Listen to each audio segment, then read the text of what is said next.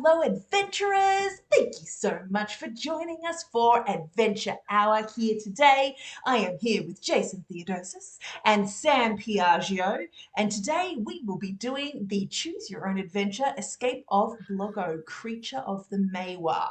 Today we will be armchair travelling through Brisbane in the Dutton Park Boggo Road jail area of Brisbane, and to give everybody a little bit of an insight into the story that we will be doing today. A monster is on the loose. Will you help him or plot his capture? You're a journalist researching a story in the Dutton Park Ecosciences precinct when all hell breaks loose. Bloggo, the deadly swamp creature born of the flood of 74, has escaped. The safety of Dutton Park, nay Brisbane, is in your hands as you're thrown into a game of tug-of-war, mind versus heart, logic versus intuition.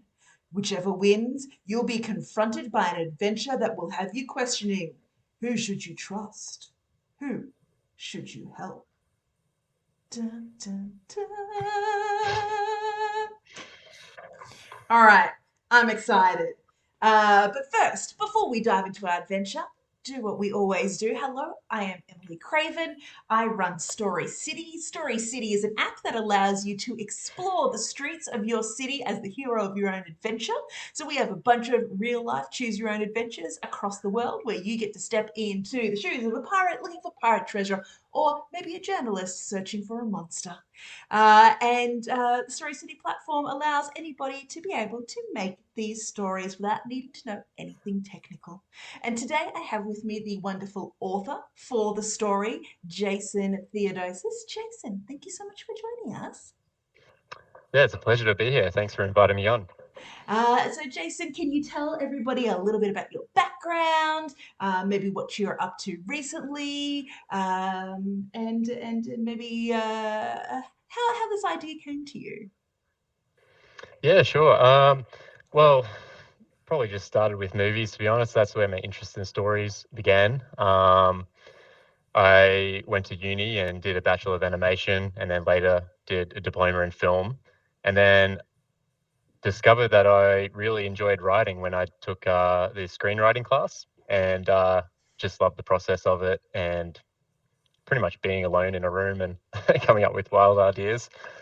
Um, and then this idea, well, I saw your the application for this cool little project, and I live nearby the area, and just walked around, and at the time I was pretty into sci-fi, monster stuff, and quantum physics, and so just let my imagination run wild. And right now, still working at it.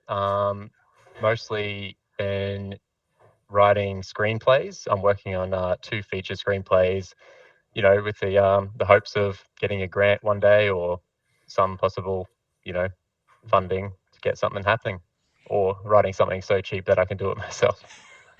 Well, recently, so I'm based in Edmonton here in Canada. Recently, a local filmmaker who got a $15,000 grant to make a horror film, Skink Marin or something like that. It was in a horror short film festival. It got leaked, Oh, and then cool. it became this massive international success, and has brought them in so much money.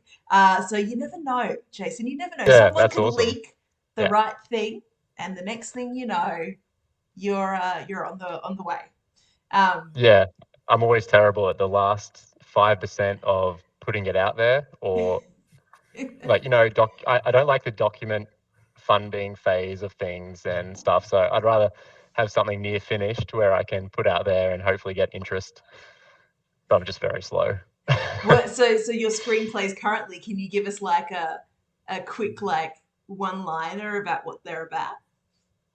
uh, yeah. Well, one's a pretty dark live action movie, and then the other is not the opposite, but it's an animated adventure, I guess you'd say, about a man isolated in the woods comes across this orphan boy who accidentally shoots a stork. It's in a world where storks do deliver babies, and this baby happens to be the prince. And it's about this journey of this little boy and this man with this, going through some grief, and going on a journey to the castle and with obstacles in the way. Love it. Classic adventure story. Yeah. That's very fun. I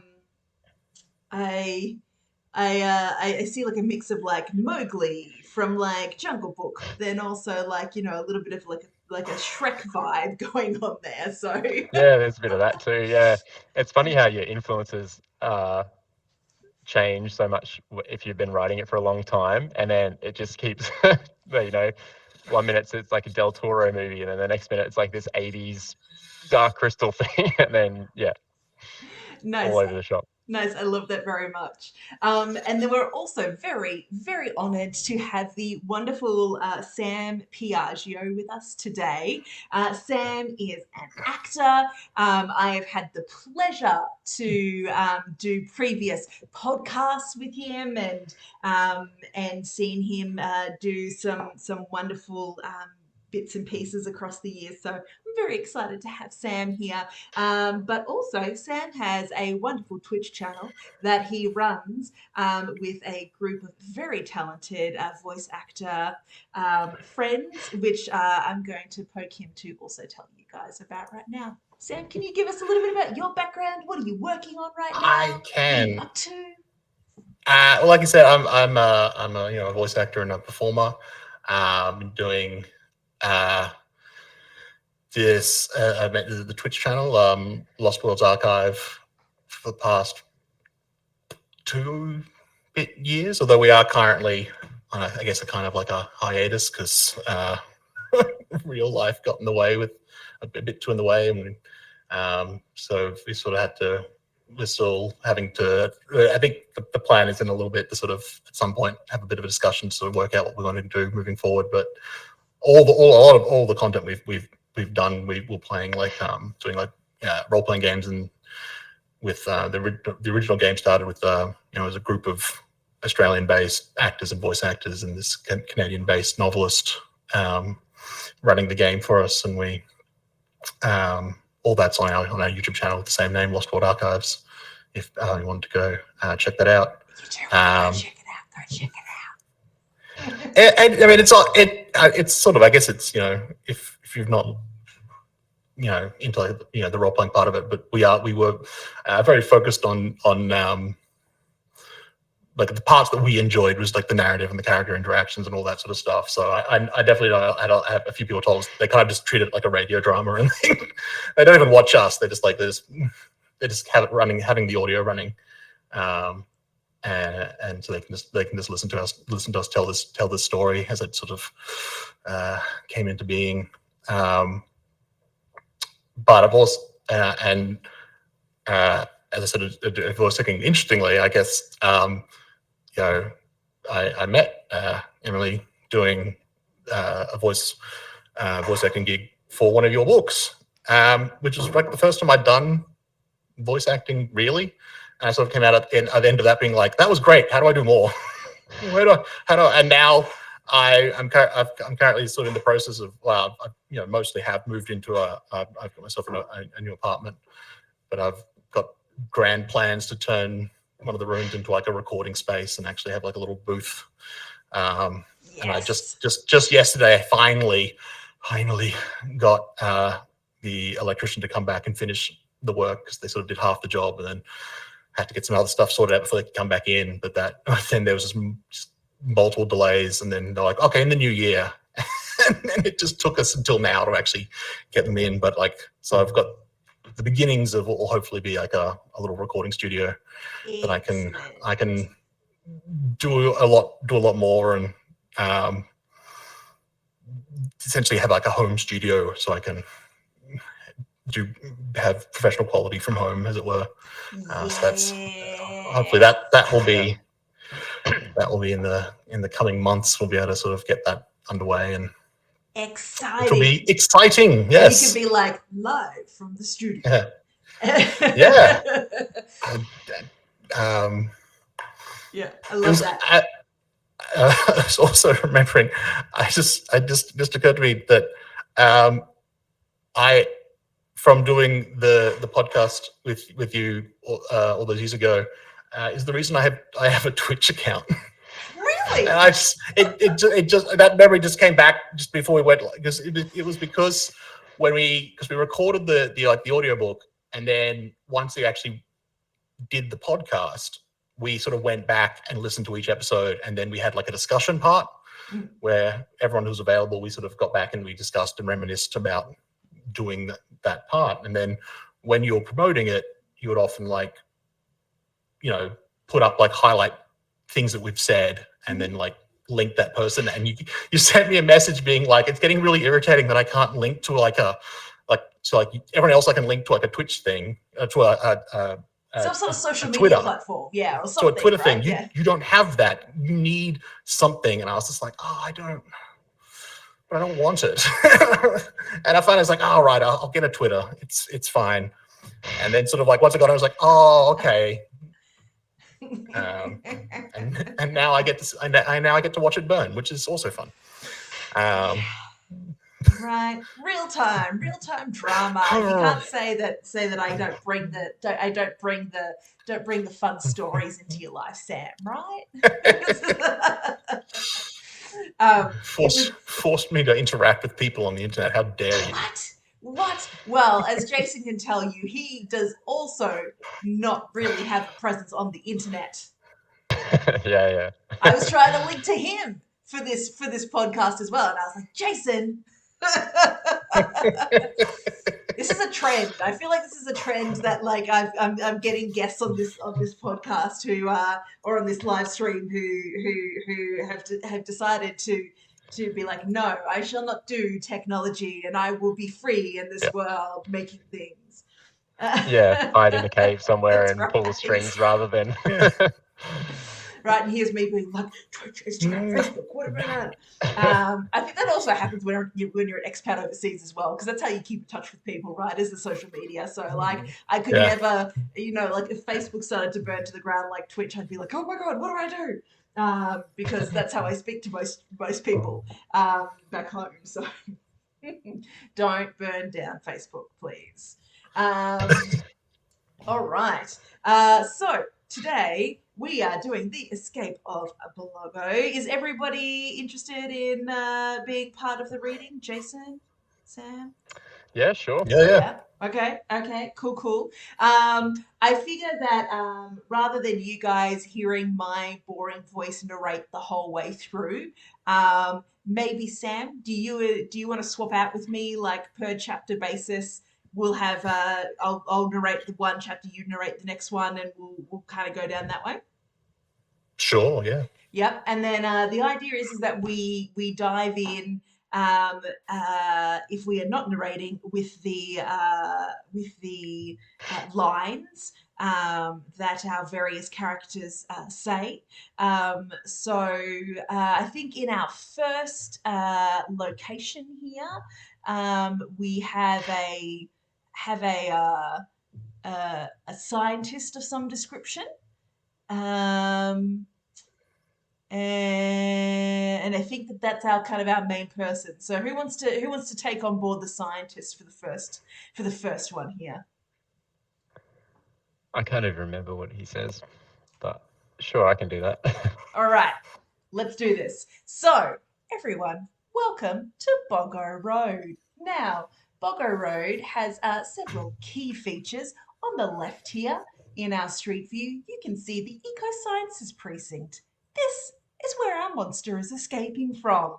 You'll notice a lot of very just lovely green trees. If we could get up this pathway, there is this, I suppose, inner garden, which is covered in rainforest and bits of greenery, which is where we find Bloggo in our beautiful artwork by the lovely Clare Neal, who was in episode 1 of this live stream.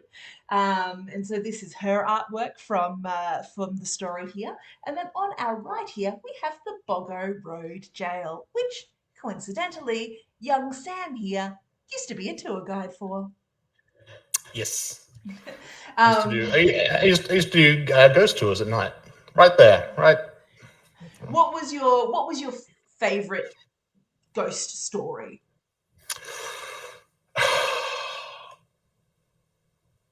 It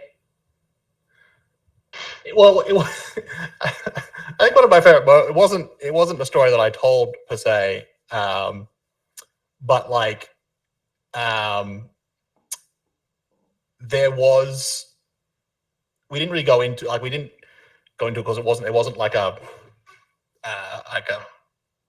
full story behind it. But there was this thing where people would see a figure in the windows, usually in the prison yard, like on like the top story of one of the cell blocks, like looking down into the yard. And it could be any of the 3 cell blocks. But the thing about it was that when people were like, "Hey, I think I just saw someone up in the thing," and they'd be a bit sort of like, "Do you have someone up there?" And I'd be like, "No." But after doing these tours for years, year after year, they would describe the person the same way. It was always female, always wearing this sort of like those sort of like old time, like those old fashioned sort of like nurse uniforms, with the sort of big dress, and that, which was something that you might see at Bloggo Road Jail. And so I got to the point where sometimes when we're in the yard, someone would come up to me and be like, "I think I just saw someone up in," and I was like, I just stopped them and be like, I want you to stop, because I'm going to mention something in the next story once you go into the cell block, and then come talk to me afterwards. And so I started explaining how people would come and tell me this thing, and they'd always describe it the same way. And then I would describe it, and I got to watch these people just sort of like sink a little bit as they realized that I was describing what they had just seen. And they were like, that's how I was going to describe. Yeah. Oh. So that was always fun to see. And you were like taking it in your stride. Ghost don't faze me. Mm-hmm. I like infamously within amongst the tour guides was like a lot of them would be like, "Oh yeah, and this happened to me, and this happened to me." I was there for like 7 years. Nothing ever happened to me. Not once. Like we literally can't pull the bullshit. We can't pull this bullshit on him. Yeah, well, like we literally at one point we started doing for a brief time, we did essentially like an intro to like paranormal detection essentially, because we had a person who was one of the coordinators who actually did like paranormal investigation, so we had a lot of this gear, and we'd sort of it'd be a sort of a different format. Instead of doing these the ghost tour where we're telling these stories, we'd just be like, you might not get anything, nothing might happen at all, but we'll do the thing, we'll explain why we do the thing, and gave people a bit more free roam to sort of like look around. But one of the rooms we had this device, which was essentially like, it would produce like this field. It was like it looked like those old like bunny ear antennas, and it would react if something broke that field. And like the closer you got to the actual aerial, like the stronger the reaction would be. And it would occasionally react, and there was just nothing around it. There was nothing breaking that thing. And then, or like certain people, it would like react much stronger and much sooner than it would for others. And so we were using this, and it was kind of fun. And then I was talking to the other tour guides, and I was talking about this thing would happen. And I was like, and then I set it up and I explained how it worked. And this guy stopped me and went, you explained how it worked? I was like, what are you talking about? Like I turned it on and I showed them and I demonstrated what it would do. And he's like, you're able to demonstrate what it does? And I was like, what the hell are you talking about? Of course I demonstrated what it does. He's like, yeah, no, when I turn it on, that thing goes nuts. And I basically can't get a word in edgewise. It's like from the moment I turn it on. And I was like, God damn it. The ghosts are like pranking you. They're like, we're really just gonna mess with this dude. Even the equipment's less lively. What is this? Are you sure? Like, I have to ask. Seeing a woman in a nurse's outfit. Are you sure you just didn't have a bunch of really horny tour attendees? I mean, the old-fashioned outfit, I wouldn't exactly describe it as sexy. So it's you know, it's that thing where it's like it's you know, cross between like, you know, nurse's uniform and just like a nun's habit. So it's like, you know. Hey, you don't know what sort of Which, you know, you're right. You know, I'm not. Yeah, there's some strange things out I'm there. not kink shaming anyone. I'm not yucking anyone's yum. So whatever. Yeah. All right, cool. So we are at the Bloggo Road jail area. You can see the beautiful red and kind of white brick kind of striping there in the jail. There is also a bit of like artwork kind of along the jail as well, but we can't actually get close enough for you guys to see that. Sorry. There used to also be a lot of street art around this area. But for about, I don't know, a decade now, they've been saying that they're going to be developing the jail into a set of apartments, which how haunted would those apartments be? Yeah. Like I don't If you know. like nurses, If fine. if you like Yeah. nurses, you might be fine. Yeah. Yeah. But so there used to be a little bit of a bit more street art around here. But hopefully they'll put it back in at some point. But this is the start of our experience today. So. And what I'll also do is at the end of this, and when we've kind of decided where we want to go, I'll also see if I can play for you the original sound design that went with the narration for this. The sound designer, Divi, he is very highly talented, and the sound design is just like amazing on this. I wish I could figure out a way to incorporate it better within the live streams, but we'll try and play a little bit of it in a minute. Okay. The dull day you expected investigating for a news deadline inside the Ecosciences precinct has been delayed by an emergency evacuation.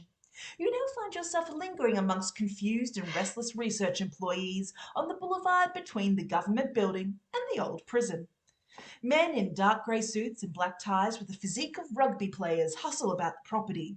Perhaps security, but your investigative instinct suspects they're part of something greater.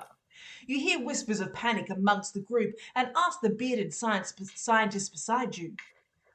I'll let you do that, Sam. You can be the protagonist, as it were. What's going on? A lab fire? Chemical outbreak? He fumbles out the words. No, it's just best we get out of here quickly. If it's true, he's not going to be pleasant. Who? Looking both ways first, he finally makes eye contact and whispers. Bloggo. You stare back. The creature of the Maiwar. The man-eating swamp monster born in the floods of 74 that tears out your eyes and slurps your brain like an oyster. You know that's just a myth, right? You wish a story like that would be true. What a break that would be for your career. You turn away with a smug smile to be distracted by a strange noise in the gardens that inhabit the center of the precinct. You look around to see if anyone else noticed. Nobody did. It sounds like a large branch tearing from a tree and plummeting into mud, followed by a muffled and agonized gargle from the lion's throat. You move towards the noise and lean over the railing that looks into the greenery. You make out a moving form amongst the rustling leaves, with the anatomy of a man, only much larger and not so human. Its bones and tendons made from branches and thick intertwining vines hoard muck from the river. Its heart peered through its ribcage, shackled in place by delicate green vines. Was this real? You look behind but find no one near to confirm. You turn back and this thing senses you. It snarls, the sound sending a wave of goosebumps along your skin. It's him, Bloggo. It's as terrifying and accurate as the bedtime stories, though you didn't imagine him to look so sick and desiccated like a dying tree. You're too afraid to move. He holds your gaze, then takes a breath, relaxing his bulk, as if he knows you're not an immediate threat. You relax in turn. Gentlemen, either one of you can be the monster. You can go for it, Sam. Help me. He pleads. You think it's trust, but maybe he's just desperate. The stories say he's manipulative, coaxing victims into a trap of agony and death? How? You ask.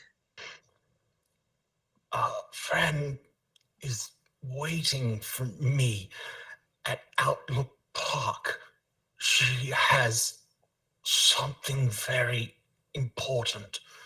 You must get it and meet me by the river under the bridge. I have no time. I must get back to the river to survive. Can I trust you? He pants. You don't look so good. I can take care of myself, but please hurry. Your gut tells you to trust him, but your mind is listing the possible horrifying consequences of being too trusting. And imagine the potential headlines and rewards if you manage to literally nab the boogeyman. Do you trust your gut instinct? This creature needs help. Or approach the men in suits by the Bloggo Road prison gates and craft your plan to help them detain this deadly creature and obtain the headline of the century. Sam, you are the one who has not come across this story before. What is your gut instinct as the young journalist in this piece? I feel like that the first one, got to go with your gut as a journalist. So, creature needs help. Head to Outlook Park to help Bloggo walk east on Bloggo Road to the roundabout with the tree. Interesting. Well, I have to say that I've never really trusted a man, a series of men in suits, particularly when they stand by prison gates. So I feel like I would trust your journalistic instinct. How about you, Jason? Yeah, let's go for it. Let's go for it. All right. I did like the description of men in dark grey suits and black ties with the physique of rugby players. Right. I've met those people. I've been held up by those people. Yeah. Although if you help them capture him, you might get get that promotion you wanted. I not to keep talking about old jobs, but I used to work at an antique store, and I had two guys very much matching that description come in one day, and it turned out they were standover men. What is this standover man? That's terrifying. It's essentially specializing in intimidation.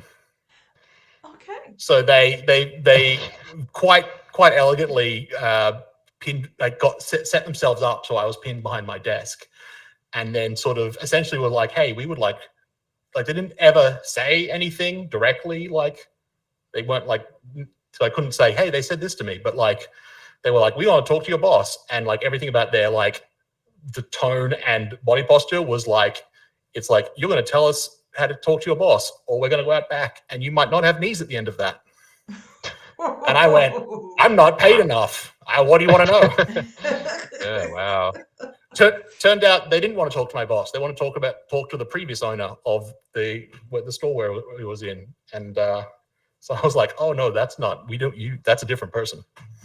Yeah, did they think you were lying about that to protect him? Well, no, because it was like something really, because we had only recently moved, and I'd actually coordinated moving from like the store like up the street to this more central store, and I'd sort of been working with the previous owner, but he was constantly being like, hey, would you be able to come in like an hour and a half early, because I'm so busy today? And I was like, oh right, that's why you did that.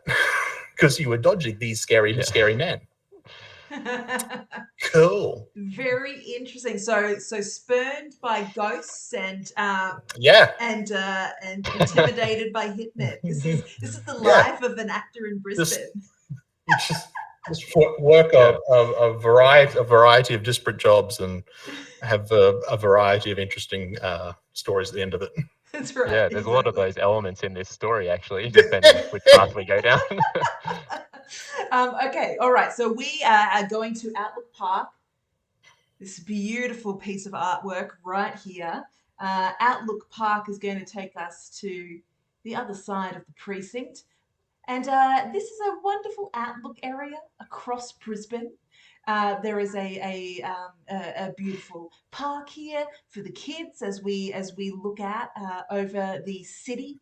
On our left-hand side, there's a bunch of picnic tables and a barbecue in Brisbane. The thing that I love a lot about Brisbane is the fact that they have so many free barbecues. You don't have to pay for the gas in the barbecues. You literally just press a button and it heats them up, and you can barbecue away on these beautiful outlook points across Brisbane. It's a very lovely outlook spot here, and it looks like we're here to meet a contact. So take it away, Sam, as our narrator for this one. You reach Outlook Park, overlooking the panoramic view of Brisbane, one you've never noticed before. Trains shudder by, and you see a lady in her 30s dressed in a navy high-waisted pencil skirt and white blouse. She's sitting on a bench built from the bricks that once contained inmates in the old prison for women. She holds a paper-wrapped sandwich on her lap. A government ID tag is clipped to her waist that reads Ecosciences Research Division and gives her name, Lucy Waters, below. You sit next to her. She tenses, looking at you from the corner of her black-rimmed glasses. Her eyes suggest she hasn't slept in days. Can I take over for this one? Yeah, do it. And then you could be Lucy, Emily? Sounds good. All right. Are you the friend of the Bloggo? You say, thinking how stupid you sound. Who are you? He asked me to meet this friend here who had something important for him. She sighs. I guess I have no other choice or time, frankly. I can't imagine how else you'd know. I don't have it with me. I had to hide it. I think they might be onto me. Who? She glances around. Those men in grey suits. They work for a off-the-record division of government. They weaponize our research unbeknownst to most working here. I found out when I discovered Bloggo in the labs after hours one night, concocting some kind of elixir. I thought I was as good as dead, but then he told me his story and the agency. I helped him create the elixir, but a week ago they captured him and they locked him in an underground chamber beneath the old prison. I aided his escape and I told him I'd meet him here. She hands you the sandwich. Go to Harmony Gardens. Go now. Be discreet. They won't suspect you. What about you? I'll be fine. She says, lacking belief. I have to leave. Remember, he is not a monster. He is a good man. Do you take the sandwich and head to Harmony Gardens, or let your investigative instincts kick in? You can't keep lurching about in the dark like this. You need to find out more about the agency and see if Bloggo made it out. He didn't look so good after all. And as the lady said, you're invisible. Surely it's easier for you to do it than her. All right, Sam, our resident newbie at this story. Oh, can I put my thumb in the page? And no. No backsies, no backsies. Only one way forward. I think we'll double down on helping. Let's go to Harmony Gardens. Double down on helping. Right. Okay. So it's interesting that you keep ignoring your investigative instincts. Is that because that you have just this beautiful helping heart? You can't find it in you to be a ruthless journalist who's willing to put people down in the face of his career? I mean, sure, yeah.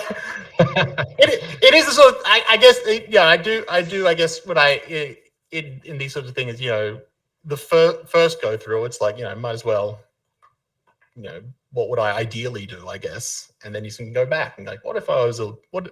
And then you get to experience it again with the differences. What if we were a bit more ruthless? What if you were a bit more?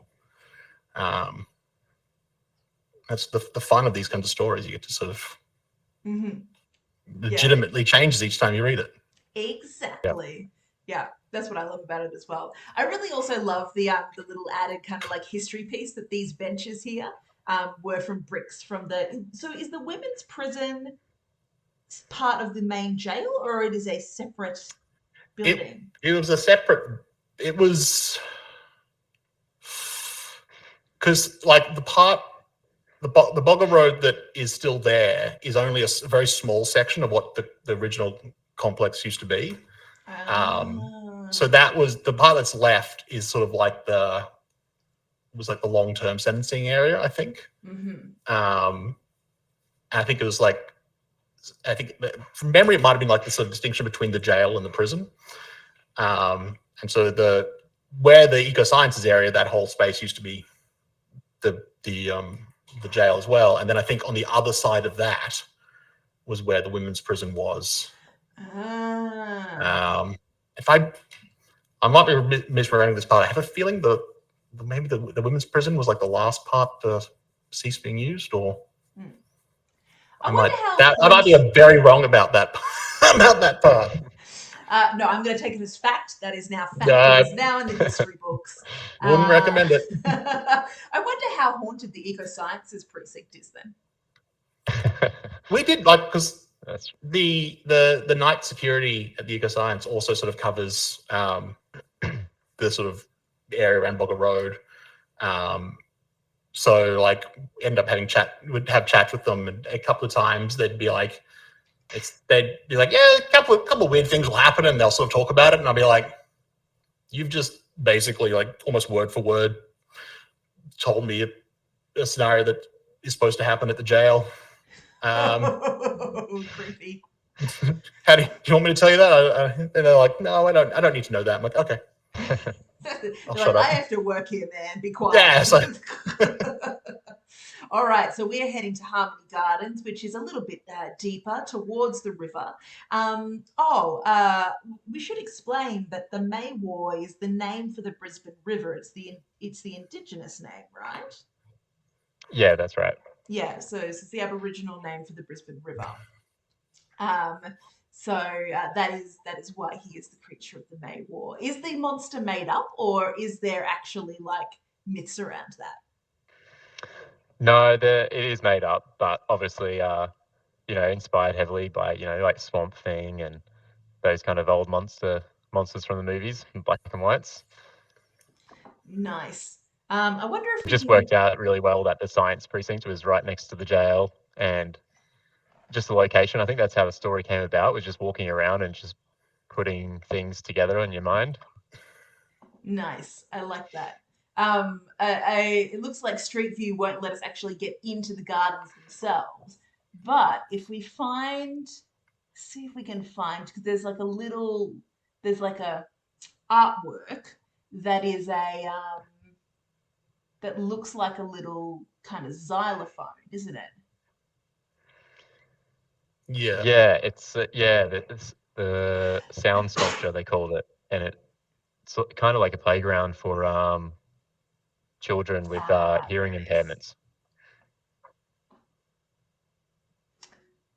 Yeah, that's the one. Yeah, that little sculpture right there. All right. So we've taken the sandwich. We are heading to Harmony Gardens. All right. You've made it to Harmony Gardens unnoticed and stand before a large instrumental sculpture wondering why on earth she sent you here holding a sandwich. You look down at the sandwich in your hand and unwrap it. Yep, it's just a sandwich, ham and corn relish. But wait, there's something written under the wrapping. C-E-E-E-F-F-E.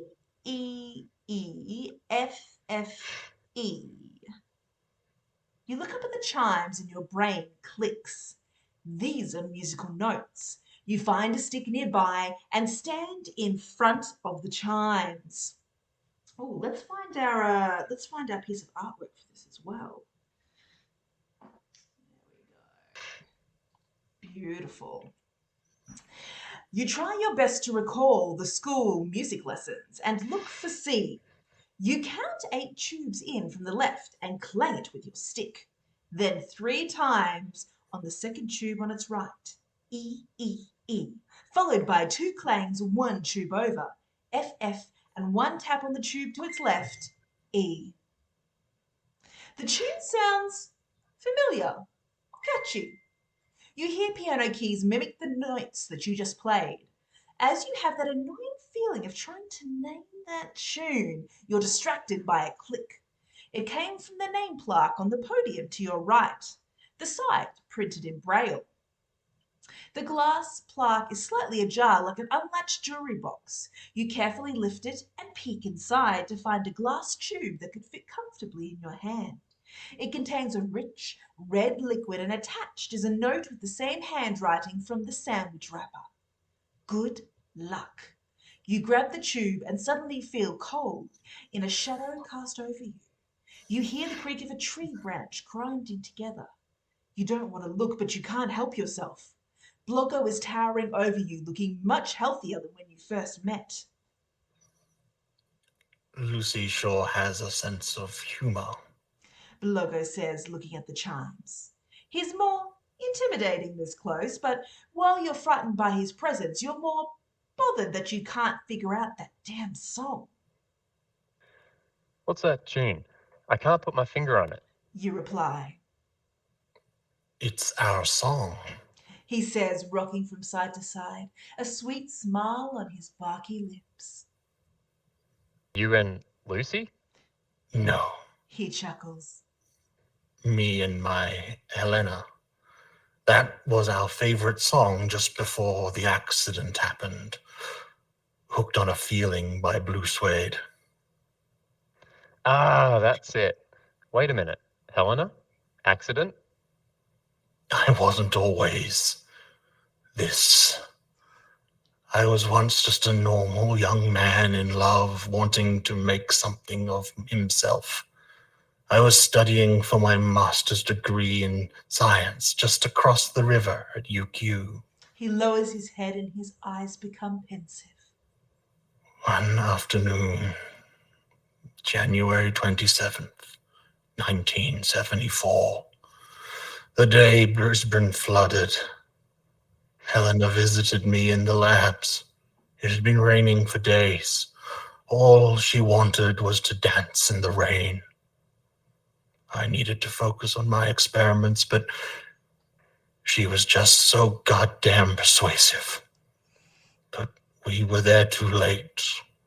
Waters had crept in and short-circuited my experiments, causing an explosion.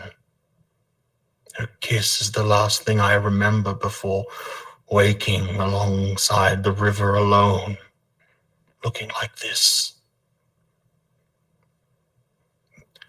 I searched for decades, hidden in the darkness, but it wasn't until 2011, the next big flood, that I found her cradling in a tree along the riverbank. She was exactly as I remembered her, beauty preserved but unconscious. He gently grabs the tube of red liquid from your hand. The last few years I've been working on an elixir that'll bring her back. A demanding voice cuts through the story's spell.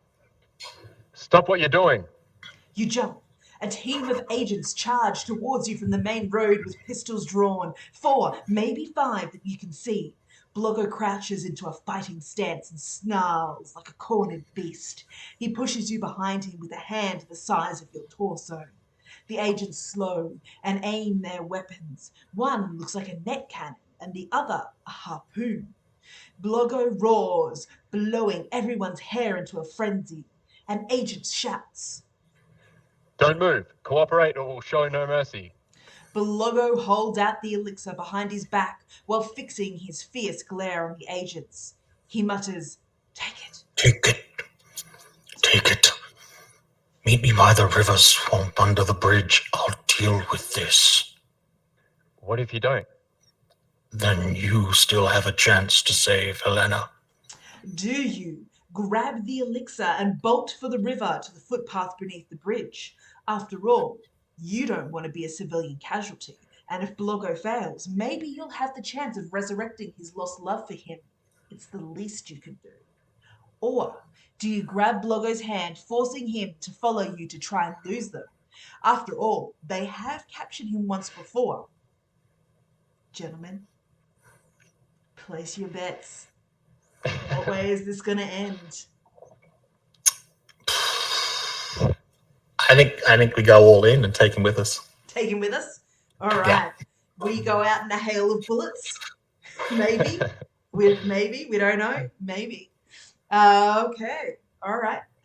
Jason, do you have any arguments to throw into this into the mix here? No, I don't. It's actually a pretty tough one, this part.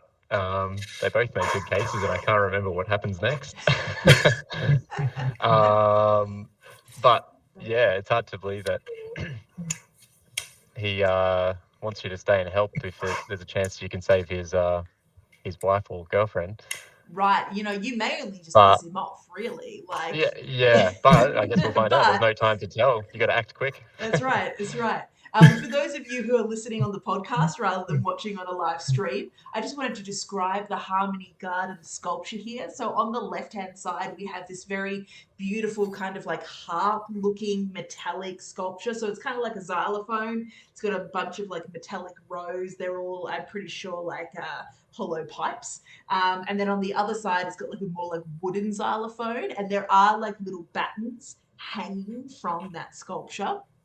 And you can't see it from this angle, but there is like a little plaque on one side that as Jason very carefully described, has bits of braille over the top of it, and it's for it's for hiding red liquid. It's not at all for the interpretation or accessibility of young children who have a want and need to play with these music sculptures. Just so you're now all aware, we're happy to have helped with this identification of the secret compartment. So we are heading off to our... we're grabbing Bloggo's hand. We're forcing him with us. We're going to continue along the main road to the entry of the cemetery gates. So that's going to put us like here, I think. There's No, further down. Yeah, further that's down. the right way. Oh, Yeah, hello. get further down. There we go. These guys right here. Look, we can stand by the cemetery gates. Hells yeah. All right. Another place full of ghostly hauntings and spirits, it looks like. All right. So, South Brisbane. We're at the cemetery gates. Let's do this. Sam, take it away. You cross the threshold of the cemetery's iron gates, gasping for a breath. I'll take Bloggo.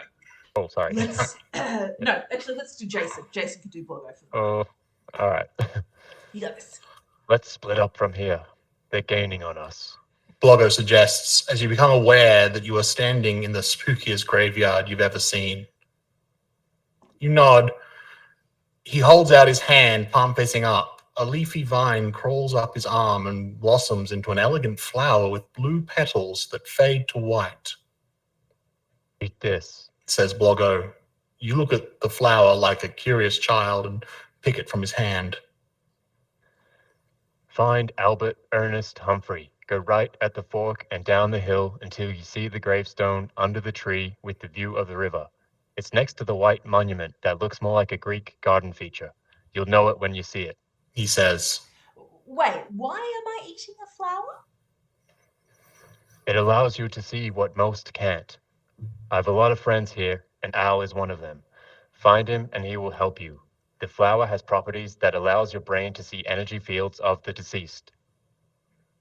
You mean ghosts? You say, voice rising in a squeak. Careful. Some of them are pesky. The flower will make you drowsy, but stay awake. They'll track me down before you, so you should hold on to this. I'll meet you later. Al will tell you where. He hands you the elixir and jogs down the hill, disappearing against the trees. You look at the flower, thinking you've come this far, and shove it in your mouth. It tastes the opposite of how it smells. Bitter. As you reluctantly chew the powdery petals, its juices mix with your saliva, making you feel lethargic. You remember what Bloggo said and slap yourself across the face. You swallow the remains of the flower and instantly feel sensation dispersed from the center of your brain through your nervous system. You close your eyes and reopen them, gazing at the collection of tombstones. Lingering about them like a social club are transparent figures made of blue phosphorescent light. They look like holograms of people from different times projected onto a veil of smoke. You hear footsteps pacing towards you from the street. The agents. You hastily move down the slope towards the right, and a spirit pops up from the ground in front of you, stealing a heartbeat. His slick back hair curls up off the collar of his frock coat that complements his waistcoat. Don't go this way. It's a trap. They'll catch you. Follow me, chap. You look behind you as the agents stop at the gates. The spirit of a woman wearing a 19th century Victorian dress strolls across the path between you and them, sporting her matching parasol. The agents burst obliviously through her transparent figure, guns drawn. Don't move.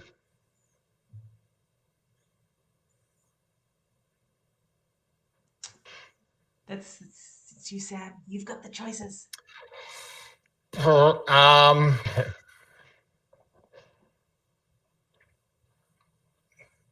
I think it's fitting that you chose the path that Yeah. ghosts in it.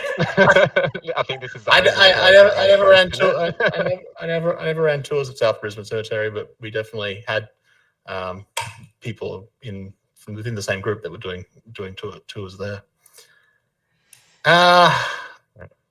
We were told to go right, so yeah. So do we follow the gentleman ghost down the left fork, or do we ignore the ghost and then run straight through him, going down the right fork, which is where we were told to go?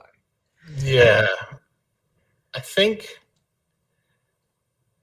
we're going to ignore the ghost and listen to, like Bloggo was literally like, go right. There's a ghost that'll help you, but some of the other ghosts will try and like trip you up. And so I'm thinking we don't trust this random one. We go and we just follow what Bloggo said and turn right, not left. Yeah, all right. That's fair. Either the ghost knows something you don't and there's a trap, or he's just so bored about being stuck in a graveyard for eternity he wants to see something happen. Yeah. So yeah, I think you've made the right choice. Yeah. I also think that, like, you don't know what that flower was. You could be high as a kite right now, and you would you kind you went all Woodford like folk festival. You were like, oh, someone's handed me something random. May as well eat it. It's just like that just grew off his hand. Let's eat it. It's fine. That's what you call homegrown narcotics, there, Sam. Homegrown, organic. If that was the mistake, the trap is ahead of us. We're already in it. It's like we can't. It doesn't matter. For those of you listening to the podcast, we are in the middle of definitely a very creepy grave site. You know, I think most graveyards are creepy, but like this one has like, you know, like some graveyards are like, you know, covered in grass and all of those kind of things. This is a very like imitating coffins above ground kind of a graveyard. It's like concrete on concrete. It's like everything is outlined in its own little square. There's like crosses up the wazoo, lots of, you know, very big kind of monumental looking ones. You've got ones with like little carved figures on them. You've got, like all of these kind of things. But you've got to admit that when you look out across the graveyard, there's actually just a very lovely view. There's lots of really nice trees. There's quite a lovely view. There's like a bridge in the distance there. That's actually the direction of the river. the Maiwar. Mhm. But as Sam said, they do ghost tours through here as well, and and I think that we should follow the ghost tour guide, who knows what sort of shenanigans that ghosts get up to, and we should follow our monster's advice, not the ghost's advice. So, if we go head off down to the right, which is going to take us. So we don't want to go left. This We might be want a to turn hard one to to the find, yeah. right. Yeah, I'm trying to think of. Is it that one down by the water? It's closer to the water, yeah. Yeah. Okay. So it's this guy down here. So, let's see. So it's kind of near where the bridge is crossing. It looks like. All right. Let's drop our little man right down here. Maybe not that close, maybe like back here a little bit. Because it was in the, because it's meant to be in the graveyard that you're standing. Yeah, it's kind of, yeah, where you're facing just there. Because I remember, yeah, this extravagant tombstone or grave headstone up there. Around there, I think. Yeah. There was a, yeah, well, In I was going probably to say there's not a distinct tree nearby, but there's a lot of trees. So. yeah. Okay. So we are going to this guy down there. Brisbane Cemetery. We're going to lot 11B, where we meet a very pensive man in a tree, it seems. Where are you, pensive man in a tree? There you are. Look at that. All right. You find Albert Ernest Humphrey's tombstone loitering under a tree, hidden and forgotten behind the Greek monument. The ghost of a man sits on the branch of the tree, dangling his feet. You pant. Albert? The ghost looks over his shoulder at you. His thick moustache curls at the edges and complements his bushy eyebrows. He looks past you and sees the pursuing danger. He springs off the branch and dashes at you. He collides with you and infuses his energetic signature into your body. It feels cold. You vibrate uncontrollably, losing control of your actions. It's okay. Let go. You hear the whisper inside your head. You feel the ghost take the reins and dive your body into the grave, falling beneath and through the soil atop a coffin. It's pitch black. You lay there feeling helpless but safe. Footsteps tread across the ground 6 feet above you. It goes quiet. The coast is clear. You feel your body pulled up through the earth to your feet on the surface. His spirit jerks from your body and stumbles you back. You hunch over, huffing and puffing. It still tingles and your mouth tastes like dirt. I'm Albert. Nice to meet you. And you're welcome. He smiles, his forehead folding into charming patterns. Thank you. You say, still in awe as you brush the filth off your clothing and shake the dust from your hair. He leans against the headstone and pats it, inviting you to sit, then folds his arms. You perch beside him. I see you've met my tree friend, Blogg. Good bloke. He says. This is surreal. He chuckles. Yes, neat, isn't it? But you don't ever want to become this. What do you mean? Oh, we're not free spirits, mate. We're stuck between this world and whatever is next, the bright light and a new life. Just lost souls tethered to our earthly pasts and emotions. If you know that, why are you still here? Why don't you move on? Oh, every day I sit at that tree and wait for the sun to set, because in that brief moment, I relive I relive my one purpose, my Cynthia.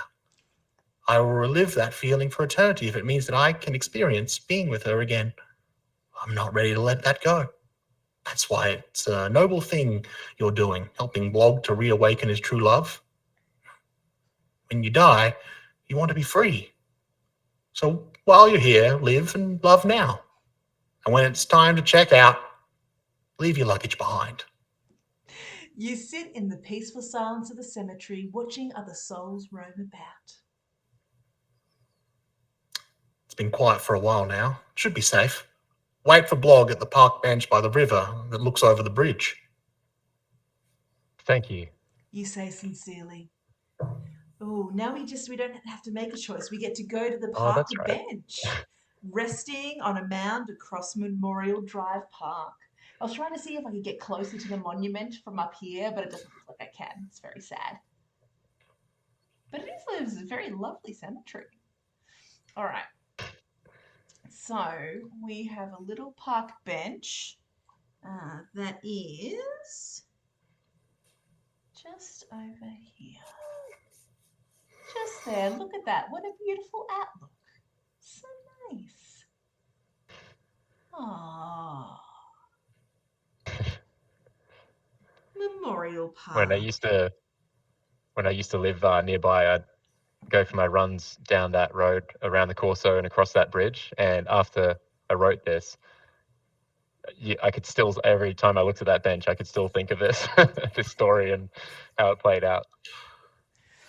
Oh. So for those of you who are listening on the podcast, we are on the Brisbane River, the Maiwar, at just a beautiful little tiny pocket park that has a lovely green bench that's out facing a pedestrian footbridge, and this is where we come to the ending of our tale. Take it away, Sam. You sit on the bench that rests on the mound of the riverbank, bouncing your knees. There are no agents in sight. The view of the river shimmering beneath the bridge, framed by the foliage of the marshes, is beautiful and serene. The shrubs on the river slope rustle and shake towards you. Bloggo appears from the riverside, holding a pale, slender woman in his arms. She is young and beautiful. A damp and what was probably once a white summer dress clings to her figure, and her long and wavy red hair drapes over her forearm. Reaching the top, he lays her in front of you, keeping his hand supporting her head. Do you want me to do Bloggo again, Em? And That's a good point. Yep, let's do that. I'm so glad you made it. I thought they might have caught you again. You say. I took care of them. He kneels over her and reaches his hand out. You hand him the elixir. He flicks the cap off the tube and holds it to her mouth. He tilts her head back and pours the red liquid between her faded lips.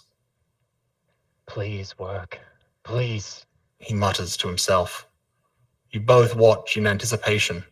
Moments pass and nothing happens. He lowers his head and shuts his eyes as if praying.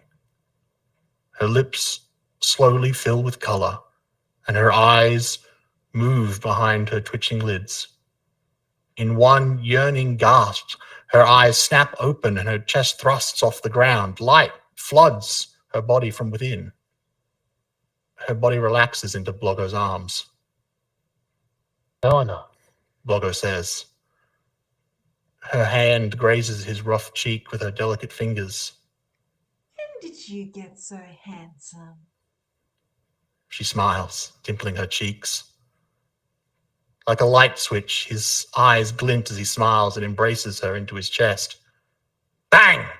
A gunshot goes off.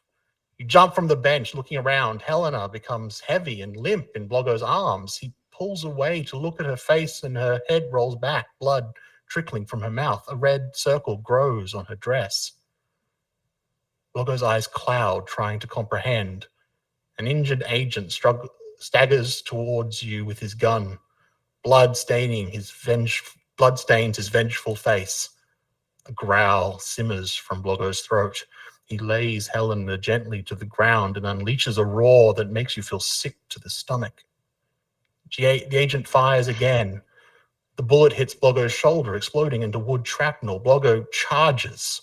The agent fires shot after shot, each bullet blasting into Bloggo's body, but none slowing him down. Bloggo leaps on the agent, pins him to the ground with a giant hand on his face. He squeezes until the pressure explodes the agent's head like a watermelon. Bloggo launches back, sobbing. Tears soak into the wooden fibers of his cheeks as he falls to his knees in front of Helena's body. A glowing white hand rests on his shoulder, making his whimpers fade. Helena's spirit stands beside him. She is radiant. Helena puts her glowing hand on his cheek, and he places his over hers. His other hand slips between the broken branches of his ribs and grabs his heart. He yanks it, snapping the vines that held it in place. A light shines from his body as it collapses, and you shield your eyes. The light fades, and a glowing white spirit of a handsome man climbs from Bloggo's body. He smiles at Helena, and they embrace in a kiss. Their spirits gleam and then vanish. You collapse back into the bench in shock. You wait until the sun sets over the river, vowing to expose the truth and write the story of the misunderstood creature from the Brisbane River. Ba-ba-da-da. Wow, that was a back and forth, Jason. Someone read some Shakespeare before he dived into the ending of that. Jesus. Yeah, that was I like that thing a lot, actually. I was like, oh, so romantic. And then I was like, Yeah. bit of death, bit of poison, and then a bit of revenge. It was like a Shakespeare play packed into one location. Just and it's such a peaceful place too. Yeah. A great spot to watch the sunset. Yeah.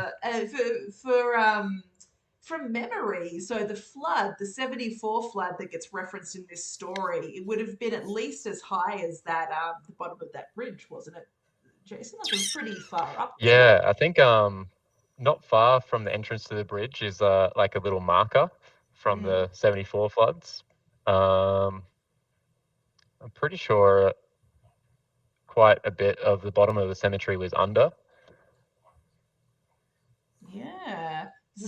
That'd be a little bit creepy. Like, what if you end up with like bodies floating to the surface or Yeah, I know. something creepy. There's actually like that. I think an old dressing room down that road as well. Apparently there was a sectioned off bit in the river which people used to swim in back in the day, like early 1900s, and then bull sharks and stuff and dirty river stuff. Fun. Yeah, just go for a little walk with the shark, little swim with the shark. It's fine. Yeah. Fine. Probably more ghosts in the swimming change rooms as well. Yeah. I've been hit by a magpie under that tree right there where you are. I was on one of those scooters. For those of you who don't know Australian magpies, they are deadly. So they will like dive bomb you. Like, so this is normally during spring, and they're like, you are within 100 meters of my nest and you look shifty.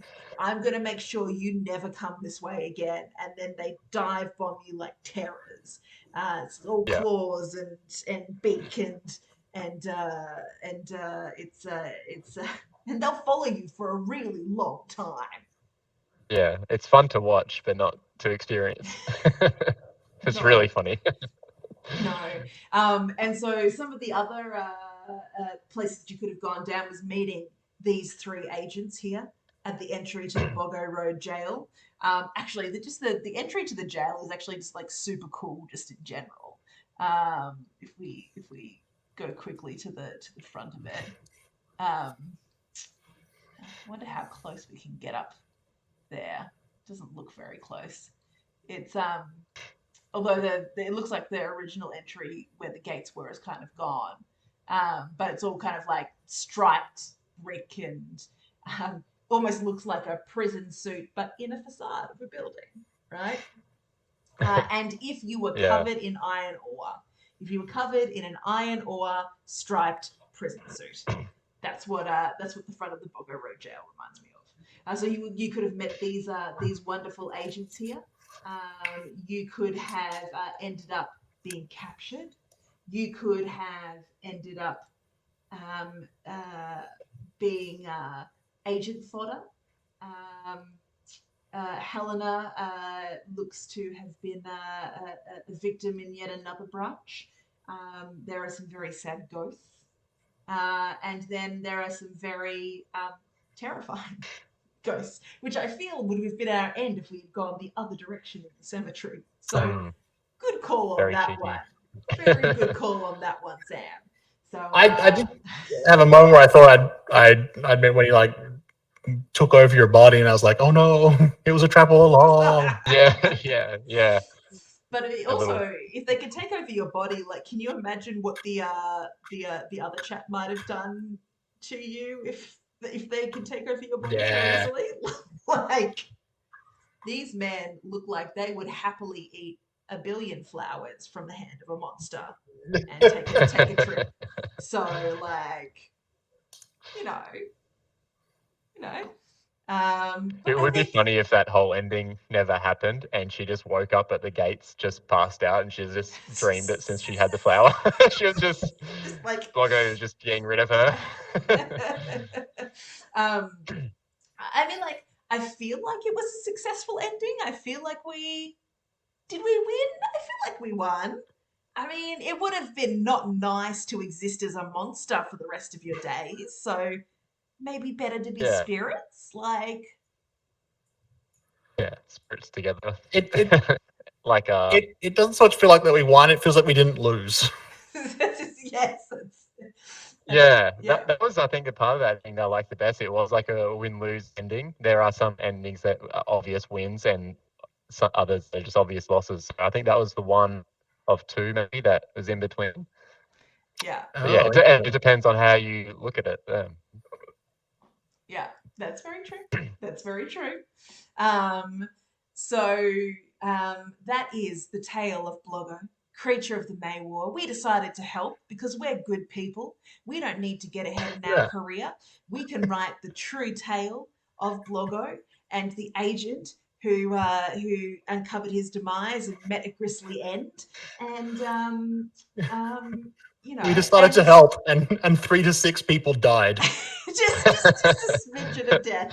Just a working for the wrong people, though. Tiny smidgen of death. That's all. That's all. So, like, but we were not one of the dead ones, and that's all that matters.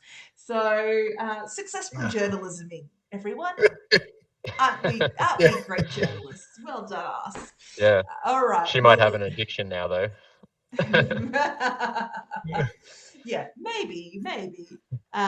It'd actually be fun to write a follow-up after every ending, like the day after each ending, just as an exercise. That'd be pretty cool. I think so. I think you're right there. Okay, thank you everyone for joining us for Adventure Hour. We really appreciate you coming and taking this adventure with us, touring around the Bloggo jail area, getting additional ghost stories, helping us to bring together star-crossed lovers in the midst of flooded waters. I can tell that like Jason is like a romantic at heart. That we encountered 3 romance stories in our one pathway, Jason. 3. That's true. So romantic at heart is Jason.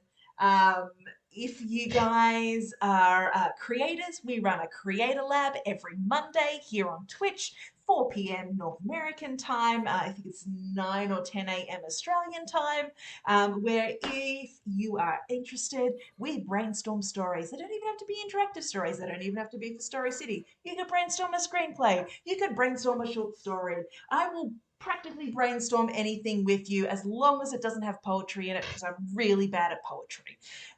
If you are an adventurer, we do Adventure Hour every week. We try to do them normally on a Thursday or Friday night in North America, or a Friday or Saturday afternoon in Australia. Next week's story is going to be with the lovely Divi Powe. We are going to armchair travel our way through the Gold Coast, the resort area of the Gold Coast, in fact. Divi is a children's book author, and her story, The Chapel of Unlove, has a lot of Elvis Presley references. It has Elvis impersonators, and you are deciding whether or not you are going to save or ruin a wedding. So that is going to be next week. That one will actually be Wednesday evening here in Canada or Thursday afternoon in Australia. So please do join us. But in the meantime, Jason, how can people connect with you and your work and find you? Yeah, I make it hard. I am on Instagram at Theo, but the O is a 0. And I do have a website, but currently it's just for my storyboarding, and so I still got to update that. But it's jasontheodosis.com. Oh, you do storyboarding? Yeah, it's one of the things I do, but I've put aside a little bit. I have worked on some projects, and now I'm just storyboarding my shorts, so as a tool to pitch and stuff. Nice. Love it. All right, everyone, that's where you can find Jason. And Sam, where can people find you? Probably at the moment is still Twitter. Would be the best place, at _real Sammy P. Beautiful. There's not a lot of like. Or apparently you can find him on Twitch occasionally.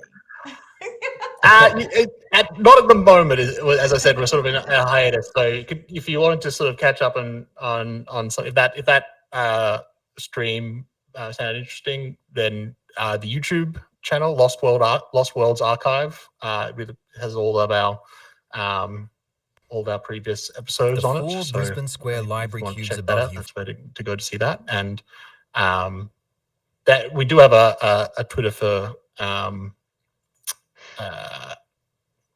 that, which is not coming up for me, which is a bit weird. You've got Google skills, everyone. You can do it's lost. It's still Lost Worlds Archive. It's at We Are Lost Worlds. I knew it was. It had the @ was a different thing. Beautiful. So if we do actually, if the schedules align and whatnot, we can get back to doing stuff. That's where you'll first hear the announcement. Love it. Well, thank you, gentlemen, for joining us today. Thank you, everyone, for joining us armchair traveling through Brisbane. And we will see you next week.